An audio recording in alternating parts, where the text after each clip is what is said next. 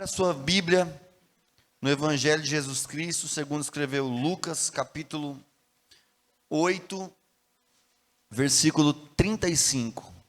Lucas 8, 35. Eu prometo para vocês que vou ser o mais breve possível, mas eu vou compartilhar com os irmãos aquilo que o Senhor trouxe ao meu coração nessa noite. Lucas, capítulo 8, versículo 35.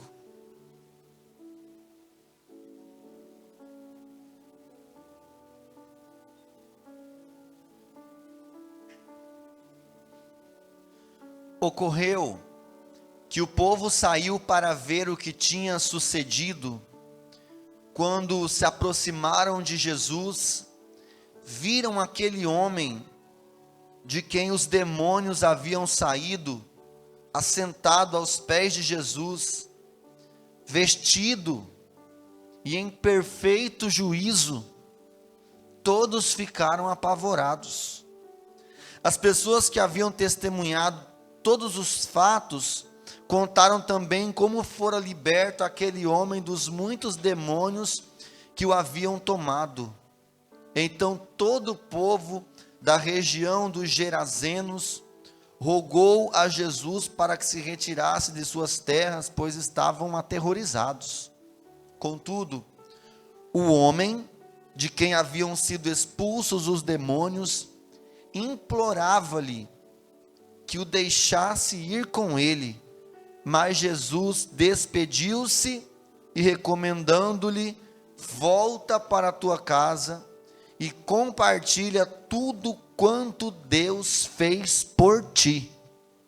Volta para casa e compartilha tudo quanto Deus fez por ti. E assim o homem partiu e anunciou na cidade inteira: volta para a tua casa e compartilha tudo que Deus fez por ti. E assim o homem partiu e anunciou na cidade inteira todas as obras que Jesus havia realizado em sua vida. Amém? O texto que nós acabamos de ler agora, ele retrata um fato que, se você ler, parece comum.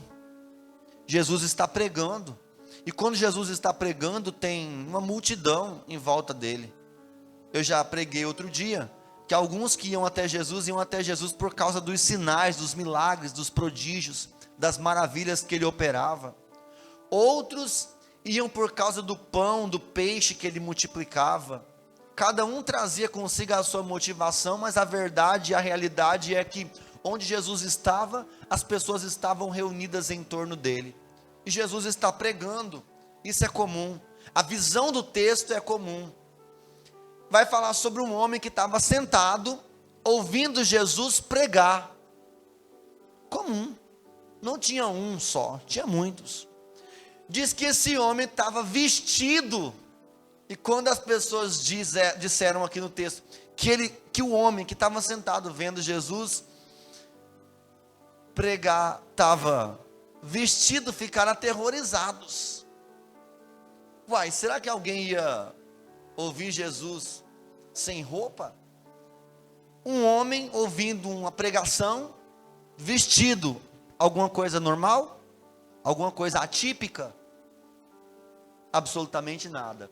Só que o fato é que aquele homem estava limpo, tomou banho, fez a barba. Tem gente que até toma banho todo dia, isso é comum. Fez a barba, cortou o cabelo, vestiu uma roupa. Quem estava sentado perto dele percebeu que ele estava até cheiroso, comum. Só que comum para uns, mas para outros não. Tem algumas coisas na vida da gente que a gente considera como coisas comuns. Como, por exemplo, escovar os dentes. Normal, todo mundo faz isso todo dia. Pentear o cabelo. Pentear o cabelo é comum. para alguém que tem cabelo. E talvez alguém que não tem cabelo, olha para alguém se penteando e fala bem assim: tudo que eu queria era pentear meu cabelo, mas eu não tenho cabelo. Eu estou mostrando para você aqui que existem situações que são comuns para nós, mas para alguém não é. E o texto coloca um holofote em cima desse homem que estava sentado na pregação de Jesus, porque ele estava cheiroso, limpo, vestido em perfeito juízo. Mas quem era esse homem? Alguns dias atrás, esse homem, que a Bíblia nem fala o nome dele, sabe como que as pessoas o conheciam? O endemoniado da cidade. O endemoniado de Gadara, que era o nome da cidade. Como que é o nome dele? Não sei. Você conhece aquele rapaz? Quem? O endemoniado. Irmãos, é triste quando a condição de uma pessoa rouba a identidade dela. Ela deixa de sofrer simplesmente uma enfermidade, começa a padecer de um mal, quando a identidade da pessoa é tirada. Quem? Como que é o nome dela? Não sei. Aquela que é cadeirante. Não sei, aquele que tem câncer. Aquela que... Você consegue entender? Como diziam daquela mulher que veio aos pés de Jesus. Como era o nome dela? Não sei, era a pecadora da cidade. Como disseram para uma mulher que tocou nas vestes de Jesus. Como que era o nome dela? Não sei, mas ela é aquela mulher que tem um fluxo de sangue, que anda na rua sangrando. Então, nesse homem, o estado anterior dele era tão difícil, tão terrível, que ele não tinha nem nome mais. As pessoas falavam: aquele endemoniado. Qual? Aquele que mora no cemitério. Para você entender, esse homem, ele morava no cemitério, e ele era o endemoniado. E não era o endemoniamento que ficava endemoniado na hora do culto. Lá vai ter uma oração, vamos fazer uma oração de libertação aqui, agora a pessoa fica endemoniada. Fica 5 minutos endemoniada, expulsa o demônio e fica liberto. Nós estamos falando de um caso de possessão, que não é um caso de possessão que durava 10 minutos no culto. Nós estamos falando de uma pessoa que a mente dela foi totalmente dominada por um espírito maligno. De maneira que aquele homem não tinha mais o seu pleno juízo. Ele não tinha mais identidade, não tinha mais personalidade, não tinha mais vontades. Ele estava totalmente dominado 24 horas por dia por um espírito maligno. Ou seja, a identidade daquele homem foi roubada dele, foi tirada dele covardemente pelos demônios. Para não piorar ainda, ou piorando, ele era agressivo e batia nas pessoas, agredia as pessoas, era violento. Tenta imaginar aí, irmão, na cena. Ninguém podia chegar perto, que ele tacava pedra, ele batia. E aí, alguém conseguia capturar ele algumas vezes, amarrava as mãos dele e os pés com correntes, para ele ficar preso, para não agredir ninguém. Mas sabe o que acontecia? A fúria maligna era tão violenta na vida daquele rapaz, que ele despedaçava as correntes das mãos e dos pés. Então você percebe quando eu falo bem assim, que tinha um homem sentado, limpinho, cheiroso, que escovou o dente, que passou perfume, que vestiu roupa, todo mundo. Era comum para os outros, mas para aquele homem não era. Aquele homem se alimentava de defunto, não tomava banho, fazia suas necessidades de qualquer maneira. Ele não andava vestido, ele andava nu. Então, você consegue entender o caos? Só que não existe cativeiro tão terrível que o nome e o poder de Jesus não possa transformar. Não existe situação tão complicada que a mão poderosa do meu Jesus não possa entrar lá dentro e mudar a situação. Abro parênteses, talvez você que entrou aqui hoje, ou quem está assistindo depois pelo YouTube, esteja passando alguma situação que você não consegue ver alternativa de solução. Eu já te adianto que o teu caso não é pior do que o do rapaz endemoniado de Gadara. E se Jesus mudou o estado caótico que aquele homem vivia, o que ele não pode fazer com a sua vida também? você nem está tão ruim assim. Mas o que eu quero dizer para você é que um dia Jesus, ele atravessa um lago para chegar até a cidade de Gadara, e quando ele desembarca naquela cidade, o primeiro lugar que Jesus decide ir, não é no templo, não é na sinagoga, não é na prefeitura, não é na Câmara de Vereadores. O lugar que Jesus desceu, decidido a ir naquele dia, foi: hoje eu preciso fazer uma visita no cemitério. Porque é dia 2 de novembro, feriado de finados, quando as pessoas vão lá lavar os túmulos dos entes queridos. Não, tem uma alma oprimida lá dentro e eu preciso resgatar ela. Tem uma alma aflita, necessitada, em uma situação caótica, e eu vou lá para poder tirar aquele rapaz do cativeiro. Oh, glória ao nome de Jesus, que Jesus vai rumando em direção ao cemitério da cidade de Gadara, e quando ele chega na porta do cemitério, os demônios já ficam agitados e começam a gritar: Jesus, Filho de Deus, o que você veio fazer aqui? Já veio nos atormentar? Os que estavam dentro da sinagoga não reconheciam que Jesus era o Filho de Deus, mas a Bíblia diz que todo joelho se dobrará e toda língua confessará que Ele é o Senhor. Os demônios, quando olham para Ele, vê que naqueles que jaziam na sombra da morte, resplandeceu-lhes a luz. Isaías 60 diz: levanta-te, resplandece, pois já vem a tua luz, a glória do Senhor vai nascendo sobre ti. Sabe o que estava acontecendo dentro daquele cemitério naquele dia? A luz de Deus estava entrando ali para acabar com a treva da escuridão que era a vida daquele rapaz.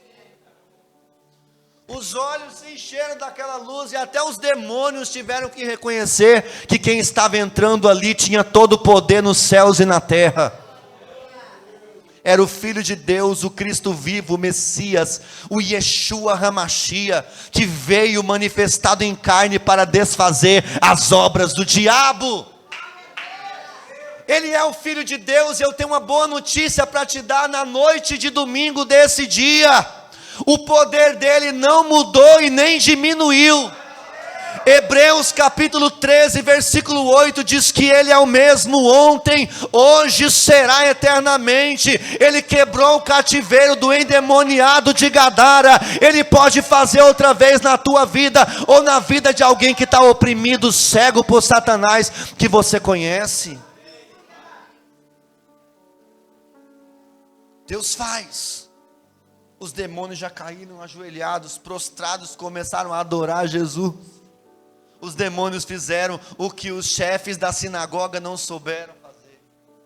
Os demônios reconheceram o que os religiosos e as autoridades políticas e eclesiásticas da época não conseguiram ver.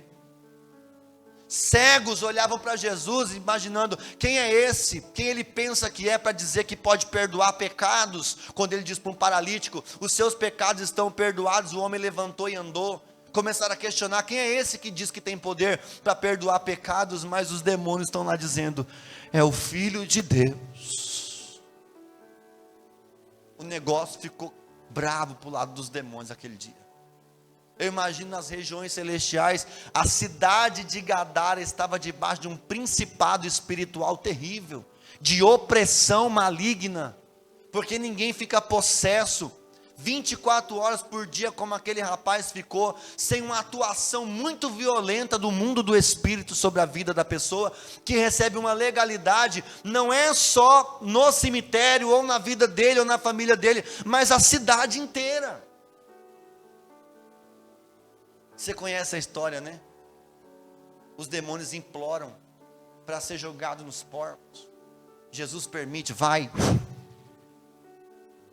O rapaz, irmãos, fica liberto na mesma hora. Vai para casa. Jesus toma outro rumo, porque a agenda de Jesus é grande. não sei se foi no mesmo dia, não sei se foi no outro dia, não sei se foi depois de uma semana. Quanto tempo você acha que demora uma transformação dessas? Já vi casos de libertação, processos de libertação que duram meses, processos de libertação que duram anos, vícios que a pessoa vem para a presença de Deus e às vezes demora 1 ano, 2 anos, 3 anos para a pessoa conseguir ficar plenamente liberta. Mas tem uma verdade bíblica que se apoderou da vida daquele rapaz naquele dia: se o Filho vos libertar, verdadeiramente sereis livres. Aconteceu, não sei se foi no outro dia, numa semana depois, não sei quanto tempo passou. Eu sei que Jesus está pregando na cidade, e sentadinho, na primeira fileira, está o rapaz, e todo mundo apavorado. Talvez alguém perguntando assim: não deve ser ele não, deve ser alguma pessoa parecida com ele, porque não é possível. Não é possível que ontem esse homem estava comendo defunto, violento, sem roupa, fedido, xingando, todo podre, no cemitério, agora está aqui no culto. Diga assim: ontem no cemitério, hoje no culto. Todos nós ontem estávamos no cemitério. Paulo diz que nós estávamos mortos dos nossos próprios pecados, mas o sangue de Cristo nos transportou da morte para a vida. Esse testemunho era incomum lá, mas aqui não tem nada em comum. Posso ouvir um glória a Deus aí na sua boca? Glória a Deus. Será que aconteceu com você também? Eu estava cego, Ele me deu vista. Eu estava caído, Ele me levantou. Eu estava oprimido, Ele me libertou. Eu estava morto, Ele me ressuscitou. Eu estava perdido, Ele me encontrou. Foi exatamente isso. Aquele rapaz estava no culto testemunhando aquele dia. Ontem eu estava no cemitério, hoje eu estou aqui. A luz brilhou na minha escuridão e eu estou livre para sempre. Todo mundo apavorado, as pessoas dizendo assim: tem alguma coisa esquisita com esse homem, vamos pegar ele, tira ele daqui porque está causando transtorno na cidade. Transtorno. Psiu, olha aqui, deixa eu te falar uma coisa. Toda vez que uma pessoa está sob opressão maligna, alguém lucra com isso. Toda vez que alguém está sob opressão maligna, alguém lucra com isso. E quando quem está lucrando com essa opressão vê esvaindo das suas mãos a esperança do seu lucro, o negócio fica feio. Você lembra? Aconteceu lá em Atos. Uma moça adivinhava a vida de todo mundo, ela era uma escrava. E os donos daquela moça lucravam com o dom que ela tinha, emprestado pelos demônios que estavam oprimindo ela. Ela adivinhava as pessoas, ela contava sobre o futuro, talvez lia à mão, lia na carta, na bola de cristal, nos búzios, na borra de café, sei lá. Eu sei que ela adivinhava, e a Bíblia diz que aquilo vinha dos demônios. Ela estava endemoniada, só que quando ela adivinhava, para ela adivinhar tinha que ter dinheiro. Então ela recebia o dinheiro, mas o dinheiro não era dela. Quem recebia o dinheiro era o dono dela. Então alguém lucrava com a opressão daquela mulher. Alguém lucrava com aquela mulher sendo oprimida. Então havia um preço para aquela opressão. E aí Paulo chega com Silas na cidade. Te vi, Satanás, acabou para você, sai dessa moça agora em nome de Jesus. Foi liberta.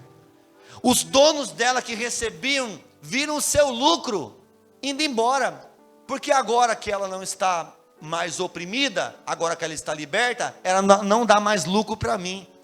Então o que eu vou fazer? Eu vou causar um transtorno para quem me oprimiu. Eu vou causar um transtorno para quem acabou com o meu poder, para quem estancou a minha obra. Pegam Paulo e Silas e jogam na prisão, espancam ele. Você já conhece a história. Meia-noite eles começam a adorar a Deus e as prisões são destruídas, um terremoto acontece e eles ficam libertos. Lá naquela cidade alguém lucrava com a situação oprimida que aquele rapaz estava vivendo. Quem está aí? Só que quando o demônio saiu, a instabilidade entrou. Um principado foi retirado. Um principado foi removido. E as trevas não vão ficar olhando para isso de maneira satisfatória. Fazem um alvoroço, expulsam Jesus da cidade. O rapaz, irmãos, se fosse eu, não ia querer nunca mais largar Jesus. Você pode perceber que ele foi curado no domingo, segunda-feira ele estava lá. Vamos conjecturar aqui. Não vou perder um culto mais, que esse homem está. Olha o que ele fez por mim. Tem gente que abandona Jesus de maneira tão irresponsável, como se ele não tivesse feito nada. Se a gente for olhar o que ele fez por nós, a gente não desviava nunca. É só olhar para a cruz e lembrar que o sentimento de desistência começa a diminuir até desaparecer. Aquele homem entendeu: eu não vou largar desse Jesus nunca mais. Como Jesus vai ter que sair da cidade, ele implora. Ele implora, coloca o versículo 38, por favor. Ele implora: pelo amor de Deus, me deixa eu te seguir. Eu não quero mais sair de perto de você, nunca mais. Implorou, implorou, implorou. E aqui está a prova de que Jesus não prega para juntar gente. Tem pregador pregando para encher a igreja. Tem pregador pregando para poder aumentar o dízimo.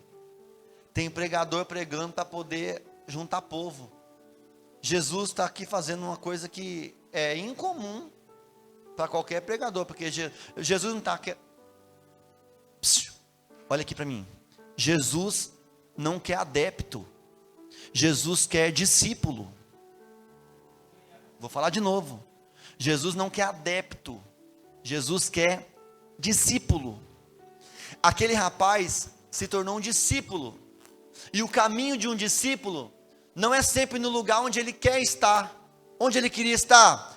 Perto de Jesus. Mas o discípulo não está onde é mais cômodo, porque para ele agora que ele conheceu Jesus, é mais cômodo estar perto de Jesus.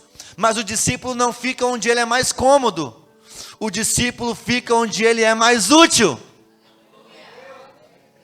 Vou falar de novo. Discípulo não fica onde é mais conveniente. Discípulo fica no lugar que é mais útil. Jesus, eu te imploro, deixa eu ir contigo. Jesus diz: espera, 39. No 39 ele diz assim: não, volta para sua casa. Ah, mas eu quero estar contigo. Comigo é mais cômodo para você, mas no meio da sua família você é mais útil do que aqui, porque a sua família não me conhece, e essa cidade aqui, ó, eu estou sendo expulso dela agora, mas um pedacinho de mim precisa ficar aqui dentro. E quando eu te toquei, você se tornou um pedacinho de mim, e um pedacinho de mim precisa anunciar para essa cidade inteira. Aí, qual que é o foco de Jesus? Eu já estou terminando, tá? O foco de Jesus é: vai lá para a sua casa. Você vai começar pela sua casa. Você vai pregar para a sua família. Mas Jesus, ontem eu estava no cemitério. Como que eu vou pregar hoje? Eu tenho que fazer primeiro um curso teológico para poder aprender a pregar. Jesus, eu só vi um culto. Não tenho condição nenhuma de pregar. Eu preciso aprender pelo menos uns 3 meses para poder começar a pregar. Jesus falou: calma, vai e eu vou te dar a mensagem. Sabe o que você vai dizer para eles? Diga a todo mundo as obras que eu fiz na sua vida. Se você contar para todo mundo o que eu fiz com você, você não precisa dizer mais nada. Cá. A gente fica esperando mensagens estrambólicas das revelações mais intensas, mais profundas, da ipsliter, da exegese, da hermenêutica e da homilética. E se eu abrir a boca e começar a dizer de que buraco Jesus me tirou, alguém perto de mim já vai sentir o temor de Deus. Alguém aqui está pensando assim, o pastor fala que tem que pregar, mas eu não sei um versículo da Bíblia de cor. O que Jesus fez na sua vida, só derrama na vida dos outros. Só conta, eu imaginei aquele homem, eu não sei pregar não, irmãos. Vem aqui, todo mundo aqui. Eu não sei pregar não, mas vocês lembram onde que eu vivia? Vocês já viram eu no cemitério, pelado, todo sujo, podre, violento. Olha aqui, tô são, tô saudável, tô bonito, fiz até a barba. Sabe quem fez isso comigo? Foi Ele. Quem? Jesus. Quando eu me encontrei com Ele, a minha vida nunca mais foi igual. Quando eu me encontrei com Ele, nunca mais eu vivi do mesmo jeito. Ele quebrou as algemas que me prendiam. Ele despedaçou os grilhões que me amarravam.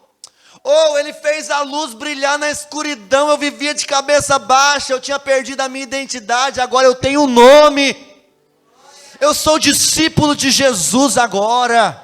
Eu estou aqui para contar para vocês as obras que Ele fez na minha vida. Que coisa, irmão. Só que, para terminar, uma pitadinha de... Jesus mandou ele pregar para quem? Para a família. Só que a sede era tão grande, que a Bíblia diz que ele anunciou para a cidade.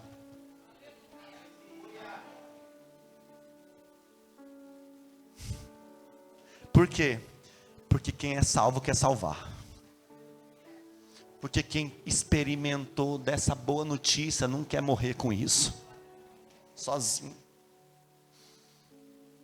Se tu passar amanhã num posto de combustível e descobrir que o preço da gasolina está R$ 1,99 o litro, o que você faz? Primeiro, você enche seu tanque. Você não é besta. Segundo, manda no grupo da família. No grupo da igreja, pelo amor de Deus. No grupo do serviço, posta no status. Por quê? Que notícia boa. 2024, dezembro. Gasolina, R$ 1,99. Eu vou contar para todo mundo onde que tem. Sabe o que acontece? A gente chega na fonte da água da vida, bebe, depois que está saciado, vai embora, deita e dorme. A gente descobre que tem gasolina R$ 1,99, vai lá, enche o tanque, pega uns 3 galãozinhos, enche os galãozinhos, volta para casa e guarda, e deita e dorme. Nós somos alcançados por uma graça maravilhosa, e nós não fazemos isso chegar à vida de outras pessoas. E aquele homem ex-endemoniado, você é ex o que, irmão? Você é ex o que? Ex-ateu, ex-macumbeiro, ex-idólatra. Aquele homem descobriu a fonte, ele falou, não posso beber dessa água sozinho. Não estava aqui anotado, mas eu preciso desse texto. Wesley, você vai precisar me ajudar agora, porque eu estou sendo guiado pelo Espírito Santo.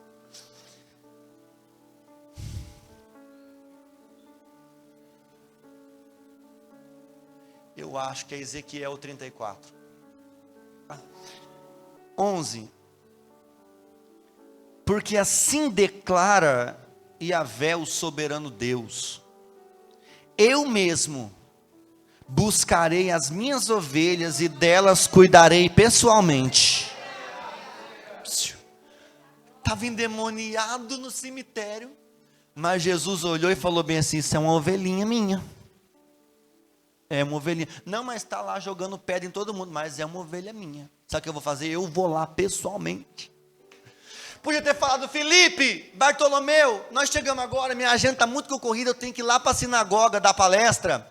Faz o seguinte, vai lá no cemitério e pega o endemoniado que está lá. Ele é brabo, vai com mais uns 3 ajudantes, que daí vocês carregam ele forte, e leva para mim que eu estou sem tempo agora. Jesus disse, eu vou atrás das minhas ovelhas e vou buscar elas pessoalmente, não vou mandar recado, não vou mandar representante. Aí no versículo 14, cuidarei das minhas ovelhas em pastos férteis e agradáveis, e os altos dos montes de Israel serão a terra onde se deleitarão, ali elas se alimentarão em paz, em pastos ricos e verdejantes. 15, eu pessoalmente serei o pastor do meu rebanho, e as farei repousar em pastos exuberantes. Lembra do rapaz? 16, buscarei as minhas ovelhas perdidas e trarei de volta as que se desviaram. Vou enfaixar aquela que tiver ferida. Assim que o endemoniado estava, todo machucado, eu vou enfaixar a que tiver ferida, e cuidarei da recuperação daquela que tiver fraca. Porém, aquela que for teimosa e desobediente, eu a consumirei. Contudo, todas apacentarei com justiça e com carinho. Você estranhou quando falou que a consumirei? Quando uma ovelha do pastor começa a dar muito trabalho no meio do rebanho, ele abate e manda para servir no Natal. Assado com geleia de hortelã. Fala para alguém, fica esperto.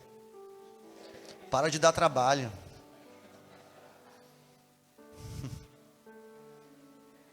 Mas não é isso que eu queria falar, não. Eu abri esse texto. Você gostou da promessa de Deus? Eu também. Se ajeita nessa cadeira aqui agora, a ripa vai descer. Eu vou entregar tudo, Jesus. Eu vou ser seu pastor. Vou cuidar de você pessoalmente. A que tiver ferida eu vou arrumar. A que tiver rebelde eu vou...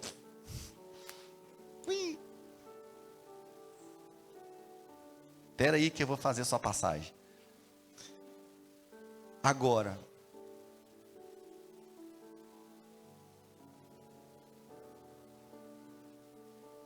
quanto a ti, ó meu rebanho, 17. Agora vai conversar com a ovelha, tá? Só quem é ovelha do pasto de Jesus da glória. Só quem é ovelha de Jesus fala assim, bé. Irmãos, eu estou fazendo você rir, porque eu sei que aqui a lapada é forte. Quanto a ti, ó meu rebanho, assim diz o Senhor, julgarei entre uma ovelha e outra, entre os carneiros e bode. Porventura, olha aqui para mim, não é suficiente para vocês se fartar do bom pasto? Precisa ainda pisotear o restante da pastagem? Não vos basta beber águas limpas e frescas? Necessita também lamear o ribeiro? Sabe o que essa ovelha aqui rebelde faz? Ela vai comer o pasto, ela come. Depois que ela está satisfeita, ela pisa na comida. Para quê? Para ninguém mais comer. Aí ela vai lá na fonte da água limpa e fresca. Quem está aí? E bebe. E depois pisa na água. Para quê? Para ninguém mais beber. Ela suja a água. Ela pisa o pasto. Olha o que ele diz aqui no versículo 19. Deverão, portanto, as minhas ovelhas comer o que pisoteastes e beber a água que vocês sujaram? Por esse motivo o Senhor teu Deus assim declara: observai, eu mesmo julgarei entre ovelha gorda e ovelha magra, Quem que é a ovelha gorda? A ovelha que comeu. E a magra, que ficou com fome porque a que estava gorda comeu tudo sozinho. E sabe o que acontece? Tem um monte de gente que está aí raquítico espiritualmente, porque a gente é a ovelha gorda. Sabe quando que eu me torno ovelha gorda? Quando eu venho para o culto, como. Fico uma ovelha obesa. Estou falando de coisas espirituais, amém? E aí eu pisoteio, ninguém mais come daquela comida e só eu como.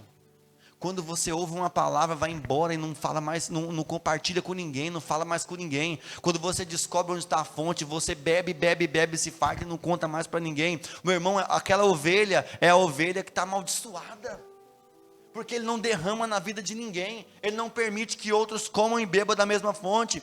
Aí, irmãos, Deus disse que vai executar. Olha aqui o que ele diz no versículo 21, porquanto em vossa ânsia, forçaste passagem com o corpo e com o ombro, empurrando as ovelhas fracas e enfermas com os chifres, até expulsá-las do rebanho.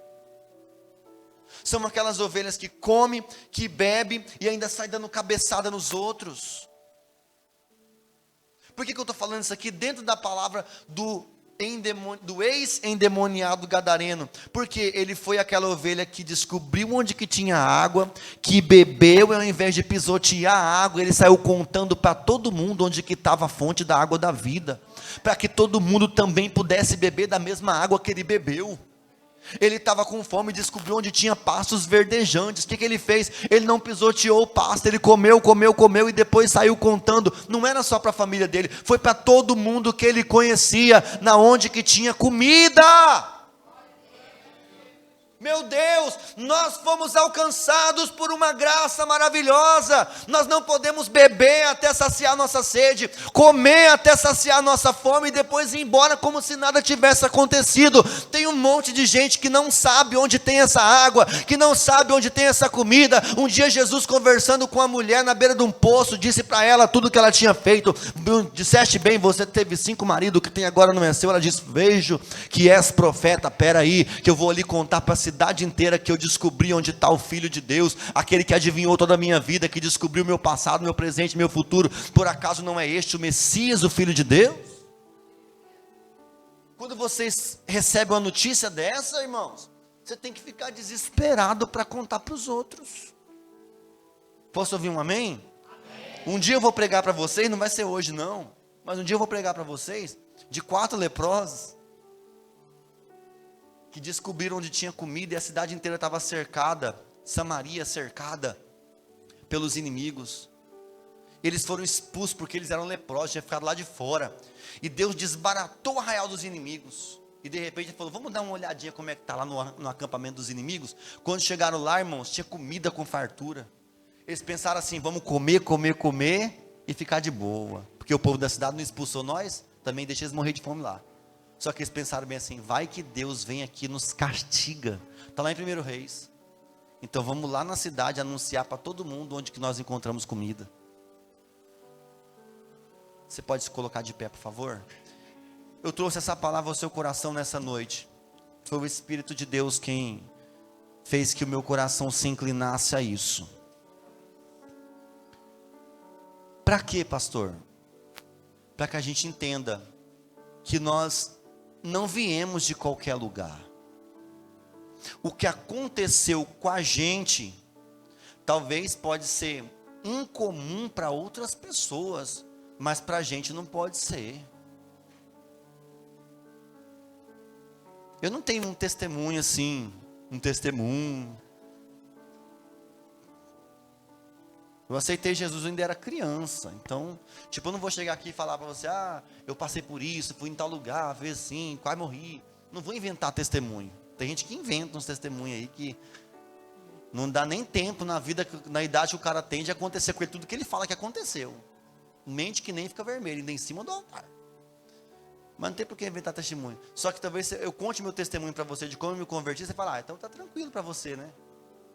É incomum para você, mas para mim não pode ser. Para mim não pode ser. É incomum para mim. De onde Deus te tirou? Talvez você fale assim, eu nunca fui um bandido, nunca matei ninguém. Ou talvez alguém que se começar a contar aqui de onde você veio, todo mundo vai guardar a bolsa, guardar a carteira. Mas não importa se parece para os outros um testemunho insignificante, ou um testemunho miraculoso. Pode ser incomum para os outros, mas para você não pode ser. Eu estava perdido, ele me achou. E agora eu preciso ter a responsabilidade de contar para todo mundo o que Deus fez por mim. Contar para todo mundo qual foi o tamanho da graça que me alcançou. Fala assim: ontem eu estava no cemitério, mas hoje eu estou na igreja. Eu estou na presença de Deus. Eu estou no lugar da vida. Ai, irmãos. Do buraco que você saiu, muitos não saíram. Talvez alguém está lá até hoje, afundado naquela lama. Do vale que Deus te tirou, talvez muitos desceram de lá mesmo e foram para o inferno, estão perdidos eternamente, afastados de Deus. Mas olha o que aconteceu comigo, com você. Eu quero que você baixe a sua cabeça agora e comece a meditar. Não tem problema você olhar para trás e ver de onde foi que Deus te arrancou. Talvez seu estágio não era como o do endemoniado gadareno, mas você não era bonitinho assim não, irmão. Você chegou na igreja cheio de carrapicho. Você estava sujo. Você estava cheio de lama. Você estava machucado. Você estava cheio de feridas. Tinha bicho nas feridas. Você e eu chegamos na presença de Deus, a gente não chegou engomadinho, do jeito que você está hoje, não. Você está bonita, irmã. Você está bonito, irmão. Olha a roupa que você está vestindo. Olha o sapato que você está vestindo. Olha o carro que você está andando. Mas você sabe que não foi sempre assim. Você sabe que você veio de um lugar terrível. Das garras da morte o Senhor te arrancou. Deus talvez permitiu que aquele carro capotasse 3, 4, 5, 6 vezes. E você não morreu. Deus tinha um plano com a sua vida. Talvez o médico olhou para você e te deu um diagnóstico que você achou que não ia durar muito tempo. Está você aqui, irmão. Eu quero que você sinta o peso dessa palavra. Agora eu quero que você entenda também a responsabilidade do que você vai fazer com isso. Eu preciso contar para todo mundo. Eu preciso que você abra a sua boca para contar. Começa a orar agradecendo a Deus pelo tamanho do resgate que Ele fez com você. Pai, obrigado. Nessa noite nós te glorificamos. Obrigado, meu Deus, porque o Senhor nos arrancou das mãos do nosso inimigo. O adversário.